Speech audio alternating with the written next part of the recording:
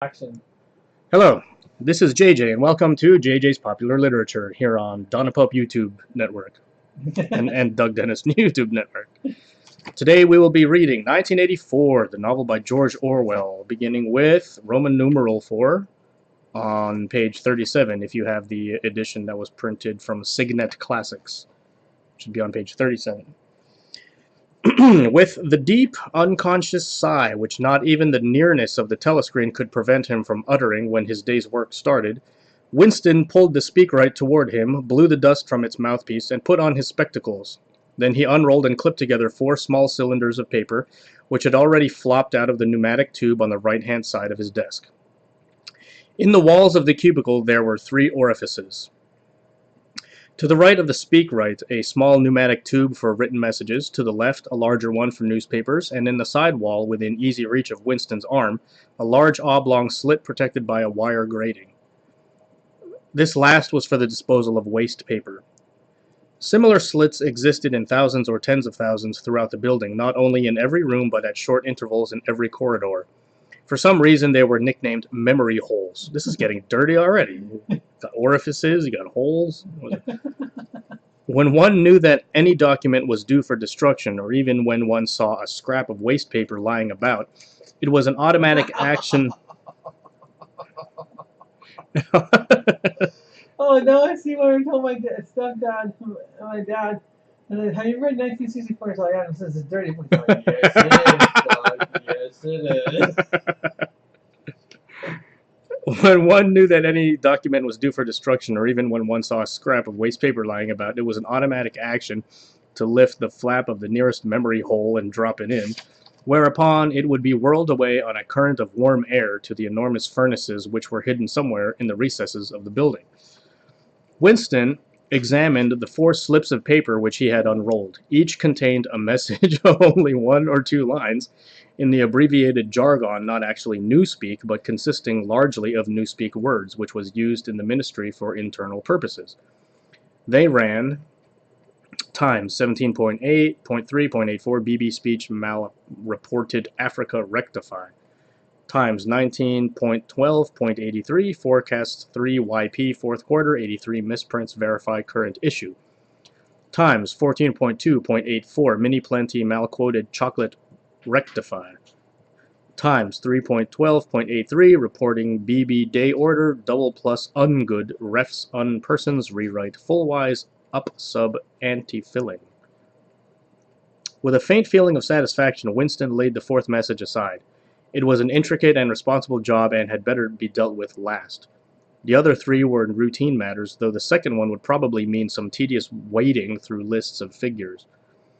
Winston dialed back numbers, in quotes, back numbers on the telescreen and called for appropriate issues of the Times, which slid out of the pneumatic tube after only a few minutes' delay. The messages he had received referred to articles or news items which, for one reason or another, it was thought necessary to alert, or, as the official phrase had it, to rectify. Rectify. So, for example, it appeared from the Times of the 17th of March that Big Brother, in his speech of the previous day, had predicted that the South Indian front would remain quiet, but that a Eurasian offensive would shortly be launched in North Africa. As it happened, the Eurasian Higher Command had launched its offensive in South India and left North Africa alone. It was therefore necessary to rewrite a paragraph of Big Brother's speech in such a way as to make him predict the thing that had actually happened. Or again, the Times of the 19th of December had published the official forecasts of the output of various classes of consumption goods in the 4th quarter of 1983, which was also the 6th quarter of the 9th 3-year plan. Today's issue contained a statement of the actual output, from which it appeared that the forecasts were in every instance grossly wrong. Winston's job was to rectify the original figures by making them agree with the later ones. As for the 3rd message, it referred to a very simple error which could be set right in a couple of minutes. As short a time ago as February, the Ministry of Plenty had issued a promise, a, quote, categorical pledge, were the official words, that there would be no reduction of the chocolate ration during 1984. Actually, as Winston was aware, the chocolate ration was to be reduced from 30 grams to 20 at the end of the present week. 20 grams of chocolate is basically 20 raisinets, and that's going to last you a week. So all that was needed was to substitute for the original promise, a warning that it would probably be necessary to reduce the ration at some time in April. As soon as Winston had dealt with each of the measures, he clipped his speak-written corrections to the appropriate copy of the Times and pushed them into the pneumatic tube. Then, with a movement which was as nearly as possible unconscious, he crumpled up the original message and any notes that he himself had made, and dropped them into the memory hole to be devoured by the flames. What happened in the unseen labyrinth to which the pneumatic tubes led he did not know in detail, but he did know in general terms. As soon as all the corrections which happened to be necessary in any particular number of the Times had been assembled and collated, that number would be reprinted, the original copy destroyed, and the corrected copy placed on the files in its stead. This process of continuous alteration was applied not only to newspapers, but to books, periodicals, pamphlets, posters, leaflets, films, soundtracks, cartoons, photographs, to every kind of literature or documentation which might conceivably hold any political or ideological significance. Day by day and almost minute by minute, the past was brought up to date. In this way, every prediction made by the party could be shown by documentary evidence to have been correct, nor was any item of news or any expression of opinion which conflicted with the needs of the moment ever allowed to remain on record. All history was a palimpsest. I don't know what that means, so please leave a comment. Palimpsest. I'm going to go look that up after we're done reading. Scraped clean and reinscribed exactly as often as was necessary. In no case would it have been possible, once the deed was done, to prove that any falsification had taken place. The largest section of the records department, far larger than the one in which Winston worked, consisted simply of persons whose duty it was to track down and collect all copies of books, newspapers, and other documents which had been superseded and were due for destruction. A number of the Times, which might, because of changes in political alignment or mistaken prophecies uttered by Big Brother, have been rewritten a dozen times, still stood on the files bearing its original date, and no other copy existed to contradict it. Books also were recalled and rewritten again and again, and were invariably reissued without any admission that any alteration had been made. Even the written instructions which Winston received, and which he invariably got rid of as soon as he had dealt with them, never stated or implied that an act of forgery was to be committed. Always the reference was to slips, errors, misprints, or misquotations which it was necessary to put right in the interests of accuracy. But actually, he thought, as he readjusted the Ministry of Plenty's figures, it was not even forgery. It was merely the substitution of one piece of nonsense for another. Most of the material that you were dealing with had no connection with anything in the real world, not even the kind of connection that is contained in a direct line.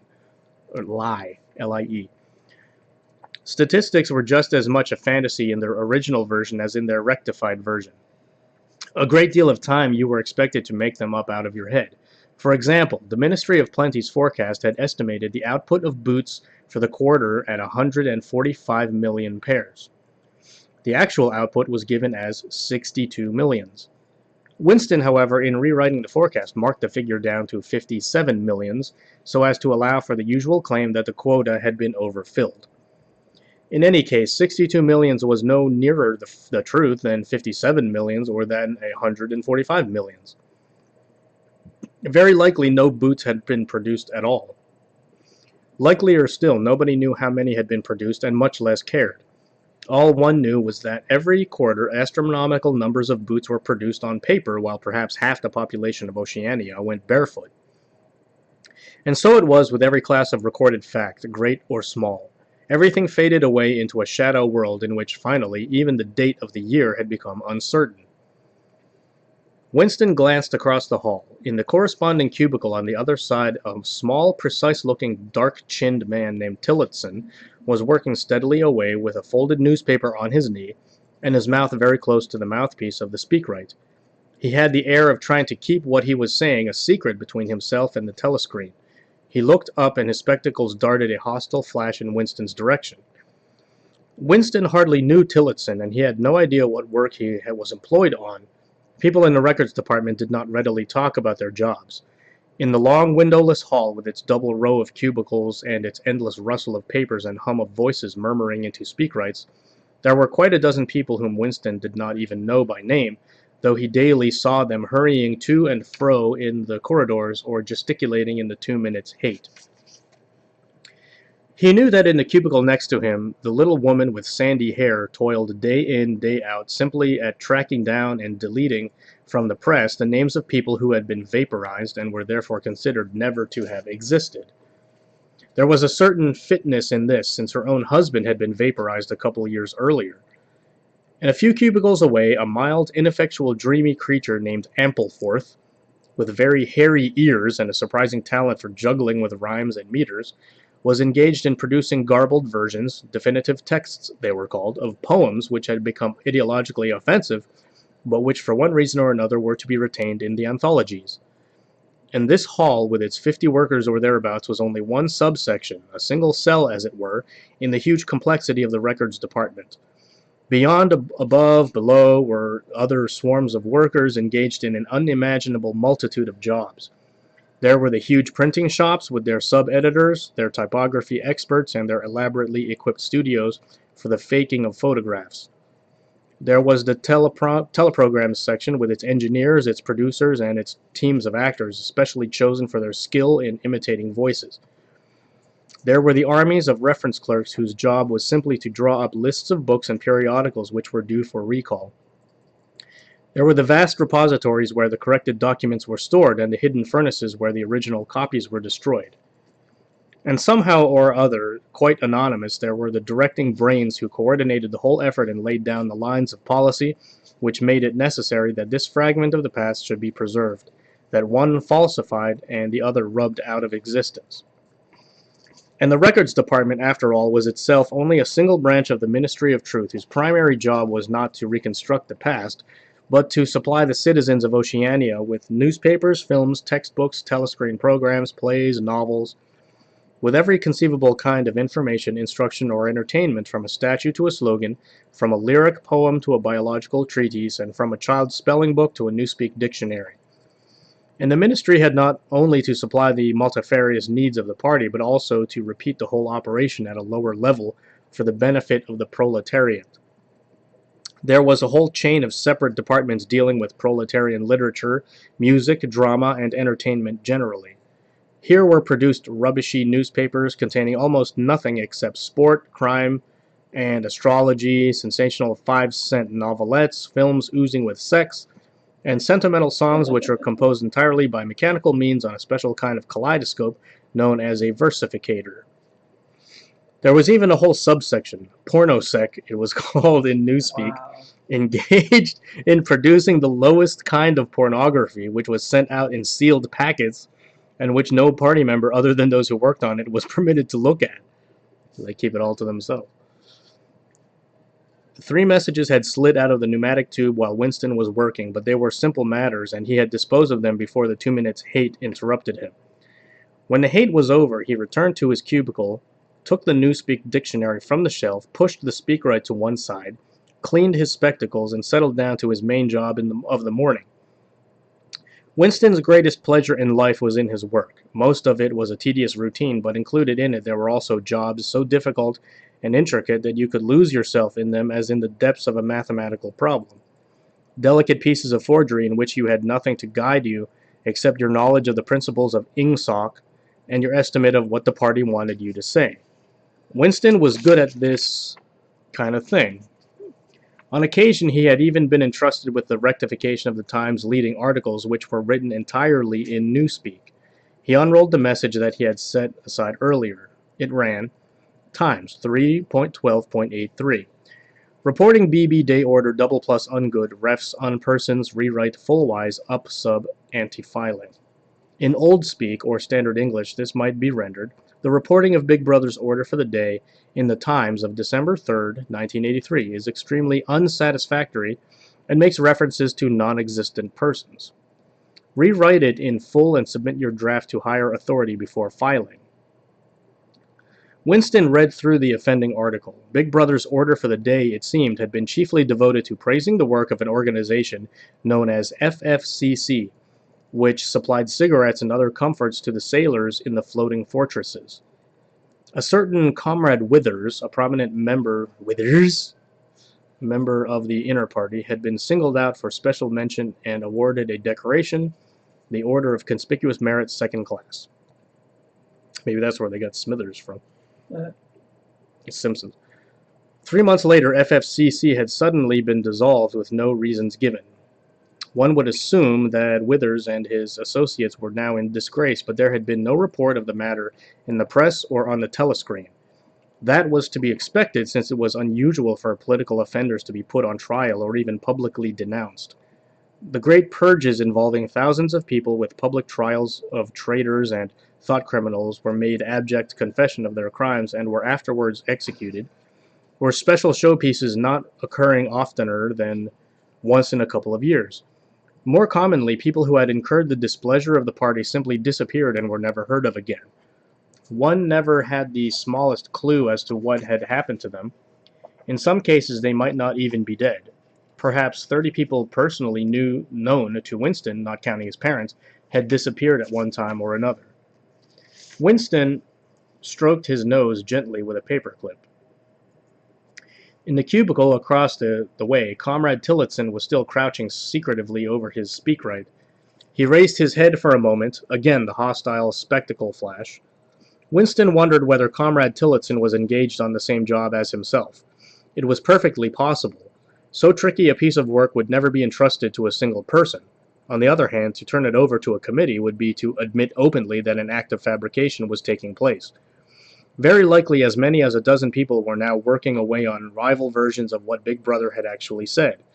And presently, some master brain in the inner party would select this version or that, would re-edit it, and set in motion the complex processes of cross-referencing that would be required, and then the chosen lie would pass into the permanent records and become truth. Winston did not know why Withers had been disgraced. Perhaps it was for corruption or incompetence. Perhaps Big Brother was merely getting rid of a too popular subordinate. Perhaps Withers or someone close to him had been suspected of heretical tendencies. Or perhaps, what was likeliest of all, the thing that had simply happened because purges and vaporizations were a necessary part of the mechanics of government.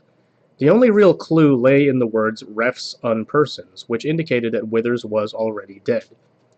You could not invariably assume this to be the case when people were arrested. Sometimes they were released and allowed to remain at liberty for as much as a year or two before being executed. Very occasionally, some persons whom you had believed dead long since would make a ghostly reappearance at some public trial, where he would implicate hundreds of others by his testimony before vanishing, this time forever. I think the Flash copied off that with DeVoe. Okay, Withers, and Arrow did too, with Tommy Merlin. Withers, however, was already an unperson. He did not exist. He had never existed. Winston decided that it would not be enough simply to reverse the tendency of Big Brother's speech. It was better to make it deal with something totally unconnected with its original subject. He might turn the speech into the usual denunciation of traitors and thought criminals, but that was a little too obvious, while to invent a victory at the front, or some triumph of overproduction in the 9th three-year plan, might complicate the records too much. What was needed was a piece of pure fantasy. Suddenly there sprang into his mind, ready-made as it were, the image of a certain Comrade Ogilvy who had recently died in battle in heroic circumstances. There were occasions when Big Brother devoted his order for the day to commemorating some humble rank-and-file party member whose life and death he held up as an example worthy to be followed. Today he should commemorate Comrade Ogilvy. It was true that there was no such person as Comrade Ogilvy, but a few lines of print and a couple of faked photographs would soon bring him into existence. Winston thought for a moment, then pulled the speakwrite toward him and began dictating in Big Brother's familiar style. A style at once military and pedantic, and because of a trick of asking questions and then promptly answering them. What lessons do we learn from this fact, comrades? The lessons, which is also one of the fundamental principles of Ingsoc, that etc., etc., easy to imitate. At the age of 3, Comrade Ogilvy had refused all toys except a drum, a submachine gun, and a model helicopter. At 6, a year early by special relaxation of the rules, he had joined the Spies.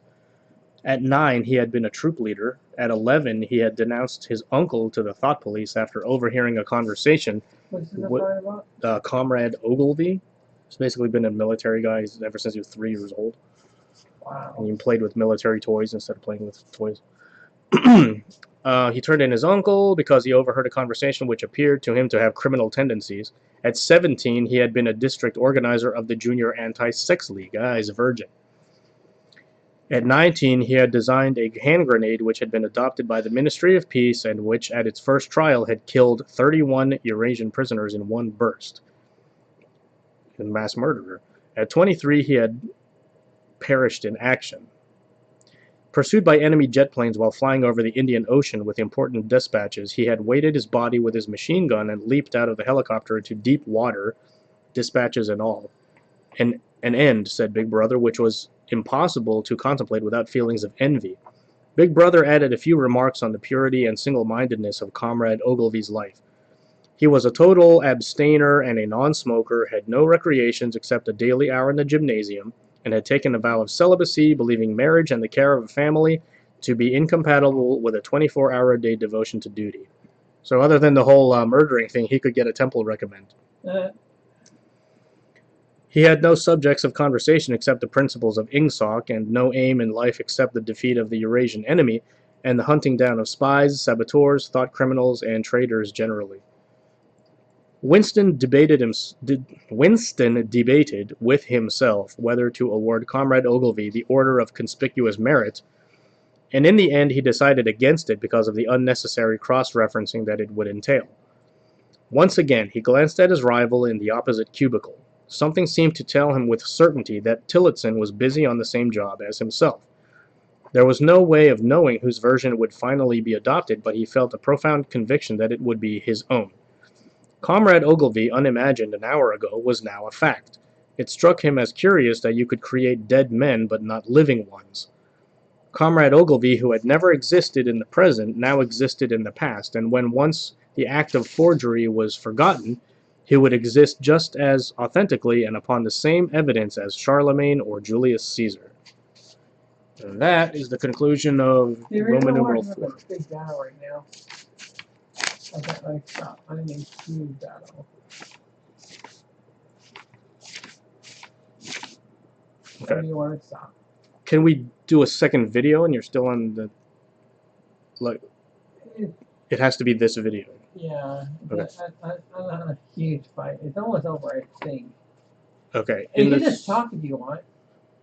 You can just talk about stuff. About the video, about what happened in the book. What happened in the book. So to summarize what happened in this Roman numeral 4, Winston was reflecting about... Well, we get introduced to these co-workers of his, one guy named Tillotson, that he's kind of in competition with to write an article about Ogilvy, and he doesn't know if it's his, because like it's a newspaper, but nobody ever gets credited with what they write, so they just publish like the best one, but everybody, I'm assuming, gets paid the same. So they force them to do all the same work, but whichever one's the best, they publish it and they don't give anybody any credit. They record their stuff, kind of like what we're doing now, speaking into this microphone. That's how they record their work while they're cross-referencing facts about this guy's life. So this guy Ogilvy was 3 years old. He was raised, he only lived until he was 23, but from the time he was 3, was raised to be a military guy, and the power went to his head, and he even turned in his own uncle to the government when he was 11, because he thought his uncle was a criminal. And then he swore off, beginning at 17, he joined the Anti-Sex League, so swore off all forms of sex, and then so obviously didn't get married, and then died in action when he was 23. There was some mention of a person named Amplethorpe, and they didn't say if it was male or female, or maybe I just read it too fast. I'm assuming it's a female from the way they described it. No physical description. It wasn't like Winston was having the same fantasies about having sex with her as he would the other 27-year-old virgin woman. And what else? Oh yeah, we finally get to see what some of this new speak is. Like, instead of saying the word bad, it's ungood. Instead of saying very, very bad, it's double plus ungood. So you can only say the word good and then modify the word good. The word after doesn't exist. They say post. The word before doesn't exist. They say ante, A-N-T-E. They put the day before the month and then the year. So like today's date would be 25.8.18. Don't they do in France? They do it in Europe, yeah. And some parts of Asia too. If you look at birth certificates and you get like a weird number like 26.9, it's like, well, anything higher than 12 that comes first, that's a dead giveaway that it's a European or Asian birth certificate because it's a day and not the month. And then what else? What else? Oh yeah, we get introduced to the floating fortresses again. Military organization. Oh, and then they're only allowed 30 raisinets per week, and they're even talking about lowering that to 20 raisinets per week. That's all the chocolate ration. Well, a gram is roughly the size of a raisin. Yeah. So a gram of chocolate is about, what the size of like the inside of a Reese's Pieces. That's about a gram of chocolate. The inside of an M&M is a gram of chocolate. So you can imagine having only 30 M&Ms to eat in a week, and then now they're going to reduce it to 20. What are they doing that for? I guess just because it's such a cheap society.